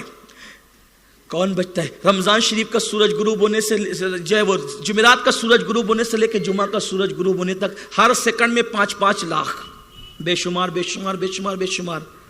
جب رمضان شریف کا آخری سیکنڈ آتا ہے نا, بالکل سورج غروب ہونے والا, جس میں آپ کھجور منہ میں ڈالتے ہیں افطار کے وقت, تو جو 24 گھنٹے میں جتنے بخشے گئے ان سب کی تعداد کے برابر اس آخری سیکنڈ میں بخش دیے جاتے ہیں. پھر رمضان شریف میں مہینے بھر میں جتنے بخشے گئے عید کے دن ان کی تعداد کے برابر بخشے جاتے ہیں. ہے کوئی عدد و شمار؟ سب بخشے جاتے ہیں. لیکن وہ تو بخشنے کے لیے تیار ہے, ہم بخشش مانگنے کے لیے تیار نہیں. آؤ رمضان شریف کا استقبال کریں, حرام کاموں سے بچیں, اور روزہ رکھ کر کے واٹس ایپ فیس بک تھوڑا سا کم کر دیں. میں اکثر کہتا ہوں آج موبائل سے اپنا اتنا رشتہ ہو گیا, بیوی سے قریبی رشتہ دار موبائل, دوستوں سے قریبی رشتہ دار موبائل, ماں باپ سے قریبی رشتہ دار, اتنا رشتہ اس سے قریب ہو گیا. بیوی کے پاس بیٹھے تو موبائل, ماں باپ کے پاس بیٹھے تو موبائل, پیر کے پاس بیٹھے تو موبائل, استاد کے پاس بیٹھے تو موبائل. ہم نے مسئلہ پڑھا کتاب, حالانکہ بہت پڑھا لکھا میں نہیں ہوں, ایسے یہ مبلغین کی صحبت میں رہ کے علماء کی جوتیاں سیدھی کر کے کچھ تھوڑا بہت سیکھنے کی کوشش کی ہے, اور اب بھی طالب علموں سیکھنے کا سلسلہ جاری ہے. ہم نے مسئلہ پڑھا ہے کتابوں کے اندر, اگر ماں باپ اور استاد اور پیر بیٹھے ہوں تو ان کے سامنے کتاب کھول کے پڑھنا یہ بھی بے ادبی ہے. اب ماں باپ کے سامنے کتاب نہیں پڑھی جائے گی, ان کا چہرہ پڑھا جائے گا. یار جب ماں باپ کے سامنے کتاب کھول کے پڑھنا بے ادبی ہے پیر اور استاد کے سامنے کتاب کھول کے پڑھنا بے ادبی. ابھی سبجیکٹ نہیں کہا گیا کون سا سبجیکٹ, اور اگر پڑھنا ہی ہو تو پہلے ان سے اجازت لو پھر پڑھو. آپ پڑھ سکتے ہو ورنہ نہیں. تو جن ماں باپ کے سامنے کتاب کھول کے نہیں پڑھ سکتے, ان ماں باپ کے سامنے پیر لمبے کر کے واٹس ایپ چیک کرتے ہو. ادب ختم ہوا ہے. ایک بزرگ سے کسی نے پوچھا کہ دین کہاں ہے دین. اپنی بات اسی پہ ختم کر دو. بہت لمبا ٹائم ہو گیا. ٹھیک ہے, بات اسی پہ ختم کرتا ہوں. دل کے کانوں سے سن لے اس کو. ایک بزرگ سے پوچھا گیا دین کہاں ہے؟ فرمایا کتابوں میں. دین کہاں ہے؟ اسلام کہاں ہے؟ کہتے ہیں کتابوں میں. مسلمان کہاں ہے؟ تو کہا قبروں میں. مسلمان قبروں میں چلے گئے اور دین کتابوں میں مقید ہو گیا. اب کیا بچا ہے؟ اسی لیے تو کہا نا کہ وہ مسلمان, یہ مسلمان ہے جسے دیکھ کے شرمائے یہود, جسے یہود دیکھ کر کے شرمائے. یہودی آپ کی نقل کبھی نہیں کرتا اور آپ ہر وقت یہودیوں کی نقل کرتے. نمازوں میں کہتے ہیں غیر المغضوب علیہم ولا الضالین. کبھی سوچا بھی اللہ کی بارگاہ میں کھڑے ہو کے کیا کہہ رہے ہو؟ بات اینڈ کر رہا ہوں. مجھے تو اس قوم پر افسوس ہوتا ہے جو اللہ کی بارگاہ میں کھڑے ہو کے جھوٹ بولتی. ارے جو بازار میں کھڑے ہو کے جھوٹ بولے میں ان پہ کیا افسوس کروں؟ جو سنیما خانوں میں جھوٹ بولے میں ان پہ کیا افسوس کروں؟ جو ماں باپ کے سامنے کھڑے ہو کے جھوٹ بولے میں ان پہ کیا افسوس کروں؟ اس لیے کہ میری قوم تو اللہ کی بارگاہ میں کھڑے ہو کر جھوٹ بول رہی ہے, مسجد میں جھوٹ بول رہی ہے. کیا جھوٹ بول رہی ہے؟ دعا کرے غیر المغضوب علیہم ولا الضالین. اللہ ہم ان کا رستہ نہیں چلنا چاہتے, ان کا رستہ مت چلا جو یہودی اور عیسائی ہے. مغضوب سے مراد کیا ہے؟ ساری تفاسیر ابن عباس سے لے کر مفتی احمد یار خان نعیمی تک کسی کو بھی اٹھا لیجیے. مغضوب سے مراد یہودی, ضالین سے مراد عیسائی. 5 وقت ہر نماز میں غیر المغضوب علیہم ولا الضالین. یہودی نصرانیوں کے راستے میں مت چلا, مت چلا, مت چلا, ہے نا؟ یہی تو کہہ رہے. اور مسجد سے باہر نکل کے داڑھی منڈا کر یہودیوں کا طریقہ, کانوں میں ایئر فون لگا کر میوزک سن رہے نصرانیوں کا طریقہ, ننگے سر گھوم رہے عیسائیوں کا طریقہ. کبھی عیسائیوں نے بھی آپ کی نقل کی ہے جو آپ ان کی نقل کرتے؟ کبھی کافروں نے بھی عید میلاد منائی ہے جو آپ ان کے تہوار مناتے؟ ہاتھوں میں باندھتے ہیں, کیا کیا کرتے ہیں. کبھی کیا انہوں نے آپ کے تہوار میں شرکت کی؟ شرم کرو مسلمانوں. اللہ نے اتنا حسین دین عطا فرمایا. ارے اس دین کو پانے کے بعد خدا مل جاتا ہے, اس دین کو پانے کے بعد کون سی نعمت نہیں مل سکتی. آؤ ماہ رمضان شریف کی آمد سے پہلے سچی توبہ کر لو, عہد کر لو. گرمی کا بہانہ نہیں کریں گے, روزے رکھیں گے انشاءاللہ, گناہوں سے بچیں گے انشاءاللہ, اپنے آپ کو نیک بنانے کی کوشش کریں گے انشاءاللہ, اللہ کو منانے کی کوشش کریں گے. اللہ مجھے آپ سب کو توفیق دے کہ ہم ماہ رمضان شریف کا صحیح طور پہ استقبال کریں.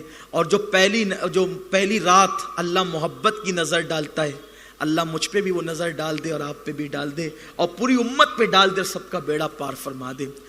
برادر سعید بھائی نے 2 جملے بولنے کے لیے اور حکم فرمایا, 2 جملے اور سن لیں. جیسے مردوں کے لیے نصیحت ہے, عورتوں کے لیے بھی نصیحت ہے کہ ایسا تو نہیں ہے نا کہ مردوں کو مرنا ہے اور عورتوں کو نہیں مرنا. عورتوں کو بھی تو مرنا ہے, عورتوں کو بھی تو موت آنی. عورتیں کب تک گالیاں دیتی رہے گی؟ عورتیں کب تک بے پردہ گھومتی رہے گی؟ عورتیں کب تک نمازوں سے دور رہے گی؟ اس وقت سب سے زیادہ اگر نمازوں سے کسی کی تعداد دور ہے تو وہ عورتوں کی ہے. اور اللہ کے رسول نے فرمایا میں نے جہنم میں سب سے زیادہ عورتوں کو دیکھا. اللہ کے رسول فرماتے ہیں بڑی تعداد جہنم میں عورتوں کی ہے. جن کے قدموں کے نیچے جنت بیان کی گئی انہی عورتوں کو رسول پاک نے جہنم میں دیکھا. کیوں؟ ان کے قدموں کے نیچے تو مردوں کی جنت ہے ان کی اولاد کی شکل میں, لیکن وہ جنتی بننے کی کوشش نہیں کرتی. اللہ کے رسول فرماتے ہیں میں نے دیکھا کہ جہنم کے گڑھے سے عورتوں کے چیخنے چلانے کی آواز آ رہی تھی. میں نے پوچھا جبریل یہ عورتوں کے چیخنے چلانے کی آواز جہنم کے گڑھے سے کیوں آ رہی ہے؟ جبریل امین نے عرض کی یا رسول اللہ یہ آپ کی امت کی وہ عورتیں ہیں جو ناجائز چیزوں سے سنگھار کرتی تھی، ناجائز چیزوں سے سنگھار کرتی تھی، اس لیے ان کا یہ حال ہو گیا۔ اگر آپ اجازت دیں تو مجھے ایک واقعہ یاد آیا، وہ بیان کر کے بات ختم کروں، خواتین کے لیے خاص اجازت ہے۔ میں بات ختم کر چکا تھا لیکن مجھے اشارہ ہوا ہے تو ایک بات عرض کر دوں۔ تھک تو نہیں گئے نا آپ؟ ویسے ماشاءاللہ نندربار تو پھر میرے امام کی راجدھانی ہے نا، میرے امام کا شہر۔ ہم جب یہاں آتے ہیں، نندربار آتے ہیں، تو ہم گویا کہ اپنے گھر آتے ہیں، اور پھر یہاں آتے ہیں تو کسی محلے میں تقریر ہوتی ہے، امام پاک کو سبق سنانے کے لیے آتے ہیں، اور یہاں سے وہ نعمتیں لے کر جاتے ہیں کہ ہم جانتے ہیں اور دینے والا جانتا ہے، الحمدللہ۔ اور آپ سے بھی کہتا ہوں ذرا چلے جایا کرو، امام کی حکومت میں رہتے ہو، چلے جایا کرو، امام حسین کا بیٹا تمہارے سروں پہ سو رہا ہے، سرپرستی کرے۔ نندربار والو، اتنے خطرے میں جو اتنی شان سے جیتے ہو، اس میں تمہارا کوئی کمال نہیں ہے، یہ امام کی سرپرستی کا نتیجہ ہے، یہ امام کی سرپرستی کا نتیجہ ہے، حسین کے بیٹے کا نتیجہ ہے۔ مولا حسین کا بیٹا سو رہا ہے، کربلا والے کی آبرو بن کر کے سو رہے ہیں، یہ اتنی عظیم شان والے ہیں۔ اور میں تو قرآن سے بات کرنا چاہتا ہوں، جب قرآن کہتا ہے کہ ولیوں کے قدموں میں وفا کے ساتھ بیٹھنے والا کتا جنتی ہو جاتا ہے، اصحاب کہف کے کتے کا ذکر کیا نا، ولیوں کے قدموں میں بیٹھنے والا کتا جنتی ہو جاتا ہے، تو ولیوں کے قدموں میں رہنے والی قوم جنتی کیوں نہیں ہو سکتی؟ شرط ہے کہ وفا کے ساتھ جیو، وفا بڑی چیز ہے۔ تو ماشاءاللہ یہ سب حسینی لوگ ہیں، تھوڑی دیر بیٹھ ہی جائیں گے۔ میری بہنوں کی خاص توجہ، عورت صرف آٹا گوننے والی ذات کو نہیں کہتے، عورت صرف کپڑے دھلنے والی ذات کو نہیں کہتے، عورت برتن جھاڑو کرنے والی ذات کا نام عورت نہیں ہے۔ عورت کے بارے میں میرے نبی فرماتے ہیں، عورت کے بارے میں میرے رسول نے فرمایا، آقا کریم فرماتے ہیں میں نے اپنی امت کی عورتوں کی عزت کو کعبے سے بلند کر دیا ہے۔ مسلمان عورت کی عزت کعبے سے بلند ہے۔ ایک مرتبہ رابعہ بصری سے کسی نے کہا رابعہ تجھے پتا ہے کہ کوئی عورت نبی نہیں ہوئی، کسی عورت کو اللہ نے نبی نہیں بنایا، یعنی بولنے والا اپنی برتری جتا رہا تھا کہ ہم مرد ہیں اور تم عورت ہو، تجھے معلوم ہے کوئی نبی عورت نہیں ہوئی، عورت کوئی نبی کوئی عورت کو نبوت نہیں ملی۔ رابعہ نے ہنس کے کہا ہاں کوئی عورت کو نبوت نہیں ملی، لیکن جتنے نبی پلے ہیں وہ ہر ماں کی گود ہی کے اندر پلے ہیں، ہر عورت کی گود ہی کے اندر پلے ہیں۔ بغیر باپ کے تو بیٹا، بغیر باپ کے تو نبی پیدا ہوا ہے، مگر بغیر ماں کے آدم کے سوا کوئی نبی پیدا نہیں ہوا۔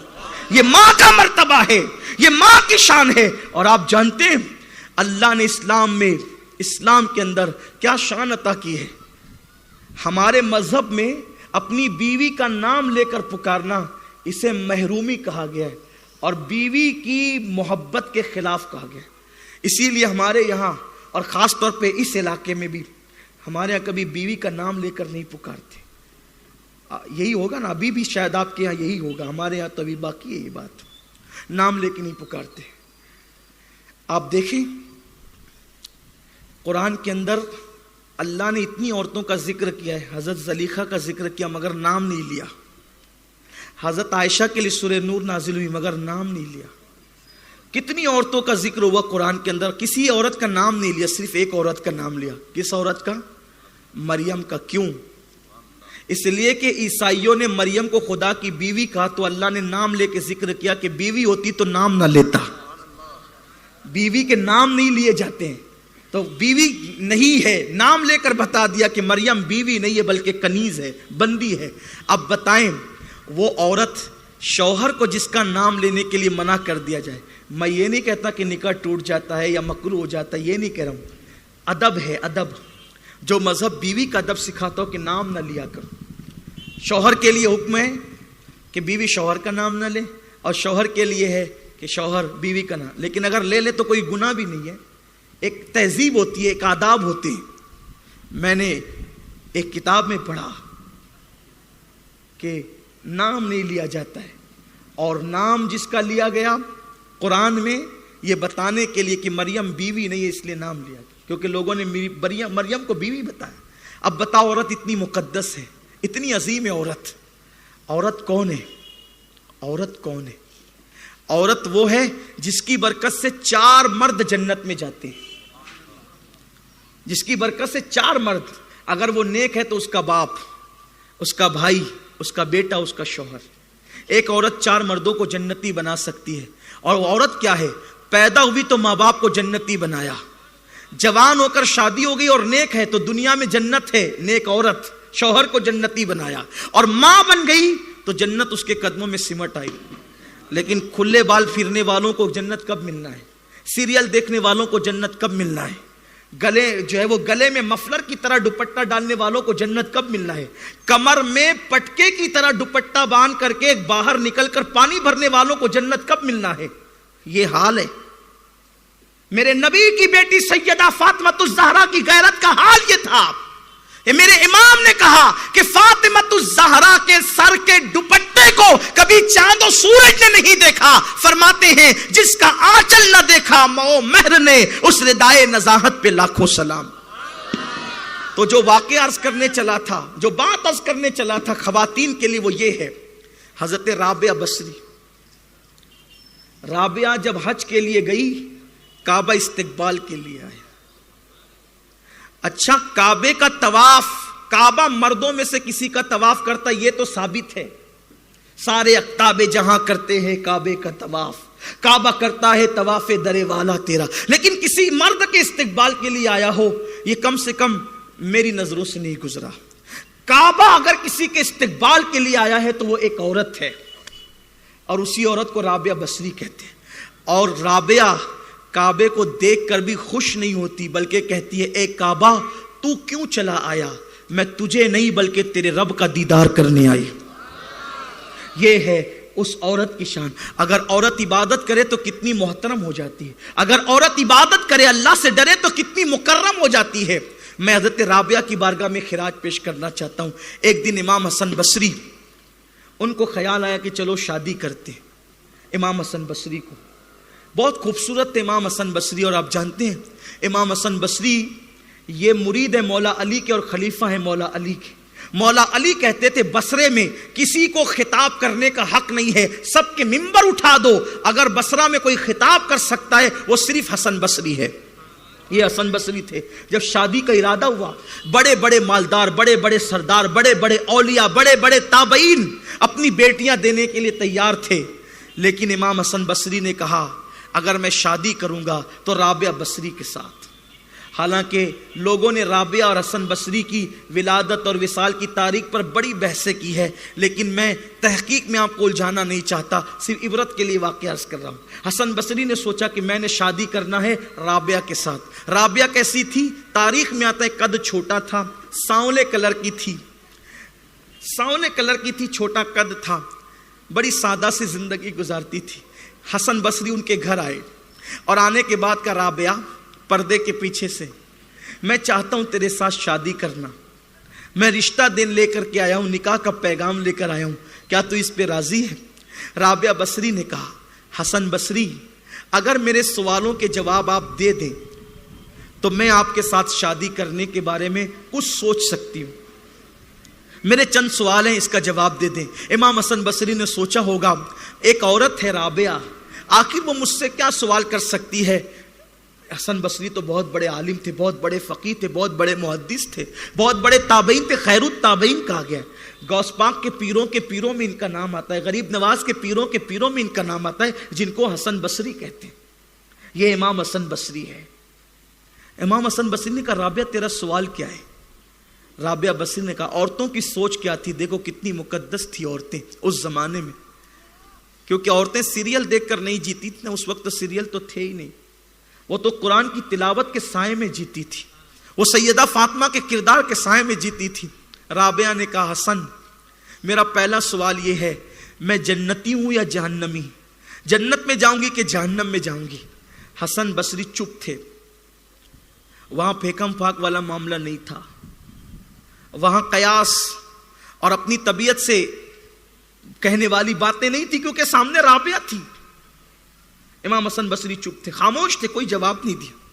ابھی پہلا ہی سوال کا جواب نہیں پایا تو دوسرا سوال کیا, حسن بصری بتاؤ قیامت کے دن حدیث پاک میں آتا ہے کہ لوگوں کا نامہ اعمال یا تو سیدھے ہاتھ میں دیا جائے گا یا تو الٹے ہاتھ میں. جس کے سیدھے ہاتھ میں دیا جائے گا وہ جنت میں جائے گا, جس کے الٹے ہاتھ میں دیا جائے گا وہ جہنم میں جائے گا. تو بتاؤ میرا نامہ اعمال میرے سیدھے ہاتھ میں دیا جائے گا کہ الٹے ہاتھ میں؟ حسن بصری چپ تھے. پھر رابعہ نے فوراً تیسرا سوال کر دیا, پل صراط سے سب کو گزرنا ہوگا, کوئی ایسا نہیں ہوگا جس کو پل صراط سے گزرنا نہ ہو. کچھ لوگ بجلی کی طرح گزر جائیں گے, کچھ لوگ کٹ کٹ کے جہنم میں گر جائیں گے. بتاؤ حسن بصری, رابعہ پار لگے گی یا کٹ کے گرے گی؟ حسن بصری چپ تھے. رابعہ نے کہا بولو, جواب کیوں نہیں دیتے؟ میرے تینوں سوال کا جواب مجھے چاہیے. شادی کرنے آئے ہو نا, نکاح کا پیغام لے کر آئے ہو, بتاؤ. امام حسن بصری کو جب زور دیا تو کہنے لگے رابعہ تو تیرے بارے میں پوچھ رہی ہے کہ تو جنتی ہے کہ جہنمی. پورے یقین سے تو مجھے بھی نہیں پتا ہے کہ میں جنتی ہوں یا جہنمی. امید کرتا ہوں جنت ملے گی, لیکن ڈرتا بھی ہوں کہ اگر وہ جہنم میں ڈال دے تو کون کیا کر لے گا. میں کوئی یقین سے بات نہیں کہہ سکتا, اور مجھے میرے بارے میں نہیں پتا کہ میرا نامہ اعمال سیدھے ہاتھ میں ہوگا کہ الٹے ہاتھ میں. تو میں تیرے بارے میں کیا کہوں؟ مجھے میرے بارے میں نہیں پتا کہ پل صراط سے میں پار لگوں گا یا کٹ کے گروں گا. میں تیرے بارے میں یقین سے کیا کروں؟ امید کر سکتے ہیں, یقین نہیں. رابعہ بصری نے کہا حسن بصری نکاح کے لیے بہت ساری عورتیں مل جائے گی, مجھے ان 3 سوالوں کی تیاری کرنا ہے مرنے سے پہلے مجھے اس منزل پر پہنچنا ہے کہ میرا اللہ مجھ سے خود کہے کہ تو جنتی ہے, تیرا نامہ اعمال سیدھے ہاتھ میں دوں گا اور تجھے پل صراط سے گزار دوں گا. جب تک یہ مقام نہیں مل جاتا مجھے فرصت نہیں ہے, مجھے تو آخرت کی تیاری کرنا ہے. یہ سوچ تھی عورتوں کی, اور جب یہ سوچ کے ساتھ جیتی ہے تو شان کیا ہوتی ہے. جب رابعہ کا انتقال ہو گیا, قبر میں رکھ دی گئی, بڑے بڑے اولیاء اور اقطاب جنازے میں شریک ہوئے, آنکھیں بند کر کے کشف سے مراقبہ کیا کہ یہ بڑھیا پوری رات عبادت کرتی تھی اور بہت عبادت کی اس نے, ذرا دیکھیں تو اس کی قبر میں حال کیا ہے. تو دیکھا کہ رابعہ کی قبر میں نکیرین آئے, فرشتے آئے, اب پوچھا مر ربک, تیرا رب کون ہے؟ تو رابعہ نے کہا میں تو بندی ہوں, سچ بھی بول سکتی ہوں اور جھوٹ بھی بول سکتی ہوں, مجھ سے کیا پوچھتے ہو کہ میرا رب کون ہے؟ اللہ سے پوچھو کہ رابعہ کون ہے, اللہ سے پوچھو. وہ اولیاء ہنس پڑے کہ جب بندہ خدا کو منا لیتا ہے تو قبر میں بھی پھر اس لہجے سے گفتگو کرتا ہے کہ اللہ سے پوچھو کہ رابعہ کون ہے. یہ منزلیں ملتی ہے. عورت اس منزل پر پہنچ گئی عبادت کر کے, اور میری قوم کی عورتیں ابھی یہی سوچ رہی ہے عورت کا مطلب برتن اور جھاڑو. کب تک برتن جھاڑو کی بات کرتی رہو گی؟ ذرا آخرت کی بات کر. گرم گرم روٹیاں سب کو کھلایا, سب کو پلایا, سب کے کپڑے دھلے, مر جاؤ گی لوگ قبر پہ فاتحہ پڑھنے بھی نہیں آئیں گے. ذرا کچھ اپنی آخرت کے لیے بھی کر لو. میں یہ نہیں کہتا کہ برتن جھاڑو کرنا کوئی گناہ ہے, عورتیں اس پہ احتجاج نہ کرنے لگے. میرے نبی کی بارگاہ میں ام المومنین حضرت ام سلمہ آئی اور کہنے لگی یا رسول اللہ, مردوں کو جہاد پہ لے جاتے ہیں, ہمارے لیے جہاد کیا ہے؟ حضور فرماتے ہیں گھر کا کام کاج کیا کرو, پاک دامن رہا کرو, اللہ تمہیں جہاد کرنے کا ثواب عطا فرمائے. السلام علیکم.